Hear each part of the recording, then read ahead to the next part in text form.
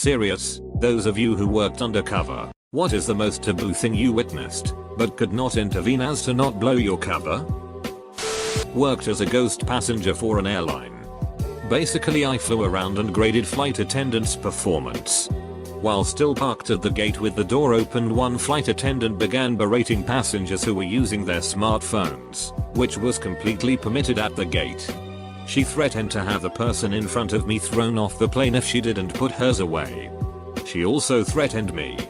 After we left the gate and were taxiing to the runway, I looked back to see her sitting in her jump seat using her phone.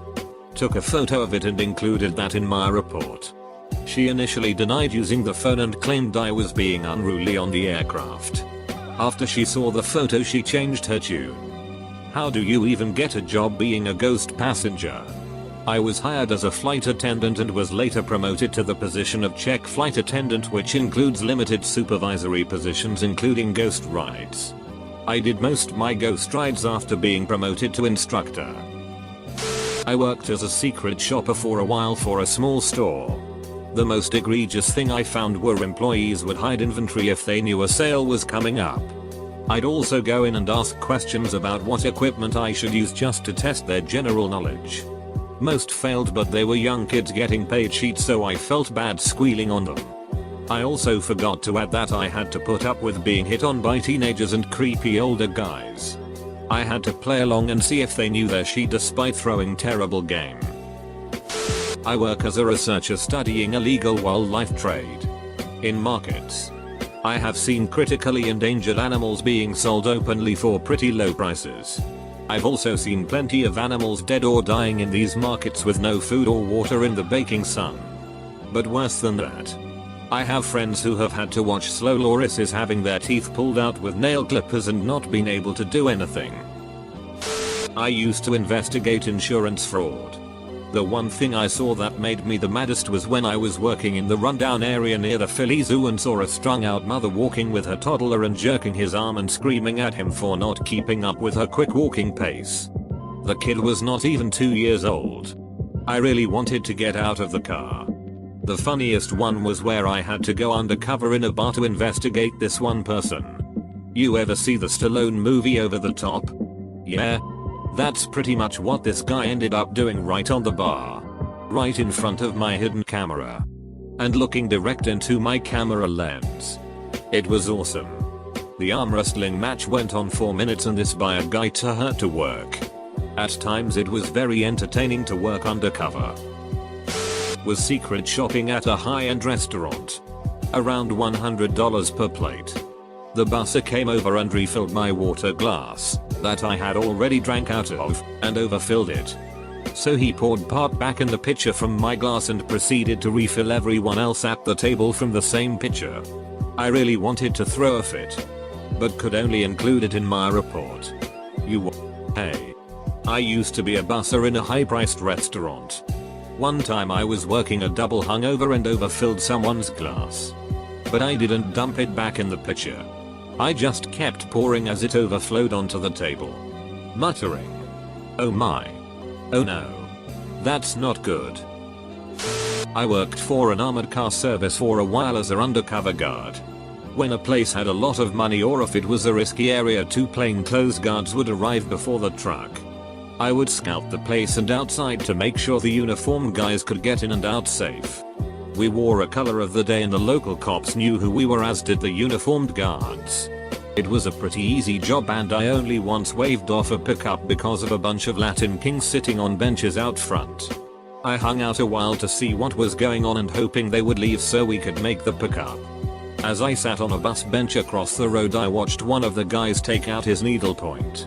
I never would think that a gang member would tote his needlepoint to a stick-up job. Edit, only the top paragraph showed up. I guess I ducked up format or something.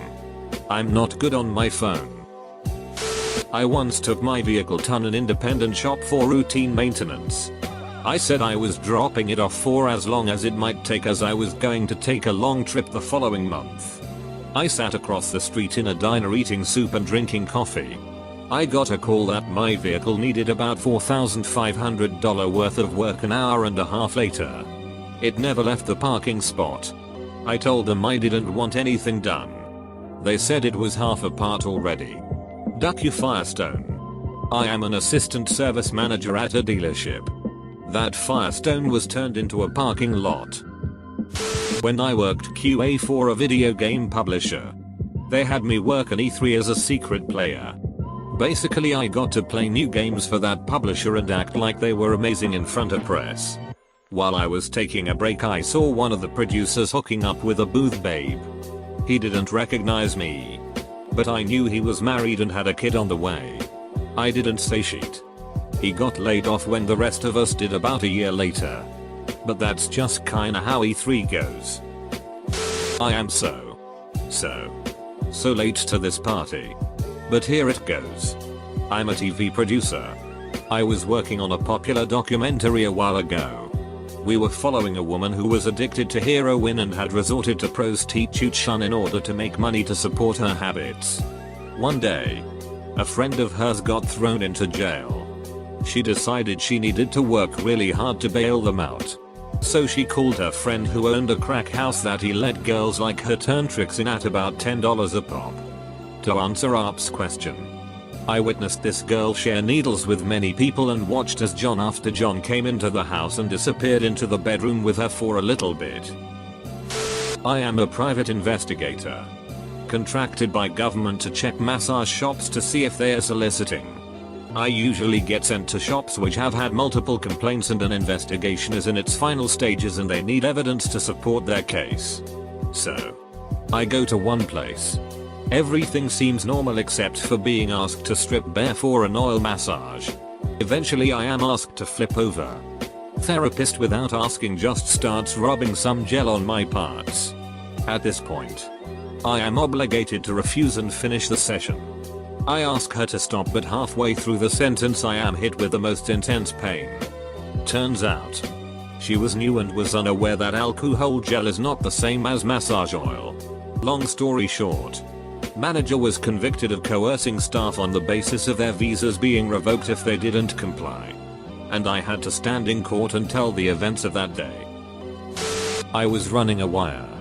We were looking to arrest a guy who beat a 2-year-old so bad she had broken femurs. We wired up mom and had her go to the boyfriend's house and try and get him to confess.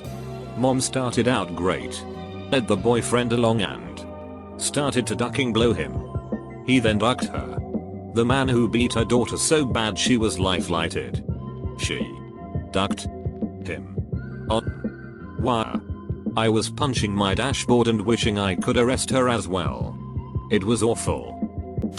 From 2007 through 2008 I worked on a smuggling interdiction task force. My team dealt with human trafficking. My job was all bullshit and I regret that we couldn't really do anything to put a dent in the problem. I worked undercover in that I did not wear a uniform or carry a badge and my authority was civilian so I only reported to Lees. The most taboo thing I witnessed that I was not allowed to do anything about was women, mothers, aunts, grandmothers, offering children for sex in exchange for cash. The truth of the matter is that, at least in Western society, the threshold of evidence required to hold women responsible for sex trafficking is not even in the same ballpark as for men. The number of cases we had to tolerate sickens me. I don't know which we need to address first as a society. The rampant abuse or the gender bias that keeps it going. But the truth be told, I met just as many women pimps and abusers as I did men. The biggest difference I could see is that women were more often pimping out the under 12 demographic vs. the male pimps that were pimping out the teens. I never saw one female prosecuted. But we were successful in moving a handful of kids to foster care. Worked as a private investigator for a while, mostly did work comp cases, seen some shiftiness. Drug deals, etc. Worst thing was conducting surveillance on a person at an apartment complex. Get there before light to set up my rig. Little bit before sunrise this Mexican couple, 50s-ish, in a truck pull up in front of my position. Guy's pulling a trailer, gets out, rummage through dumpster for metal and stuff. Okay. Not so bad. Then the woman with him gets out and between my vehicle and said dumpster proceeds to pop a squat and sheet on the ground. Way to start my morning, guys. Thanks. Edit, spells good. Former loss prevention here, best job ever by the way. Witnessed so much sex in the Stark rooms. Couples. Singles. Trios. You name it. We had cameras everywhere of course. Especially in the Stark rooms due to rampant employee theft. We had countless hours of employee sex on tape. We couldn't reveal the cameras, which would tip off the thieves. So all we could do was watch. I used to training at a call center. I always included being aware of social engineering attempts in my role plays. Management liked this so much they started having me do this as a secret caller. I hate to say but I got a lot more people than I should have. Even started doing it ad hoc for other divisions when word got round. Worst was an agent that I'm not sure if she really just didn't care or was just so overly helpful she didn't think twice. But man, I could have stolen 3 or 4 people identities if I was actually running a scam. Couple showed up to a party with their kids. Boy about 11. Girl around 9. Get paid by host. Have kids do it with each other for entertainment of some of the people present. For further tips let a couple sickers join in after a few minutes. Kids have been safely wards of the state for several years now for your information. Pretty late to the party. But I was an undercover assets protection specialist at Target for a year in my early 20s. The main taboo thing I noticed and one of the reasons I wound up hating it and ultimately quitting is the whole security industry is racist as duck. Everyone from the uniformed guards at the door to the police that did the arrests. We had policies in place to prevent targeting minorities. But it didn't do anything. Nearly every time we called the police to arrest a black person, they would at minimum get tackled. Even if they weren't resisting. We had one white guy who was addicted to heroin that we had caught stealing video games several times. And had even punched my boss. And he was arrested so gently you would have thought he was made of porcelain. That job wore on my soul. For real. I finally have one. I was JTF6 and we covertly patrolled for drug harvesting activity, aka drug plots. My partner and I had eyes on this one location. We had to observe them for a period of time to generate a decent salute report. We see this wild as road warrior oogla looking kid come hauling us up on his dirt bike with who we thought was his mom or grandma. Then we witnessed some incestuous or at the very least underage relations by the feral kid and the she beastie brought with him. The whole time we're just sitting there in our hide grossed out and unable to move or intervene or we'd blow our cover and the whole op. I was working a detail a few years back in the Parks district of our county. We've had complaints and issues with men engaged in sexual activity in vehicles and restrooms. I volunteered to be a decoy with a wire to see if the issue was out of hand. I was hanging out in my vehicle and decided to go near the men's restroom for a bit. It wasn't long when a vehicle with out of county plates parked, an elderly gentleman driving. I kept my position at the restroom entrance when he walked up. I could tell he wasn't there to use the restroom. He chose the first stall and acted as if he had to urinate, then I heard it. He was masturbating pretty vigorously and the sound was awful. He leaned back out of the stall to see if I was still there.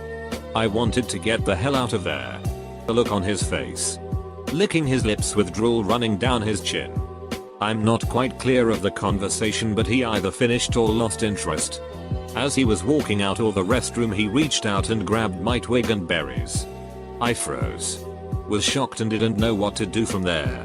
My partners were in our enclosed garage watching and listening to the entire thing. After running this guy's information, it came back the car belonged to a diocese out of Dayton, Ohio and the elderly male was the priest. I never volunteered for that sheet again. Edit spelling. I made my partner blow me. Well, not exactly, but we were on a midnight following a burglary team.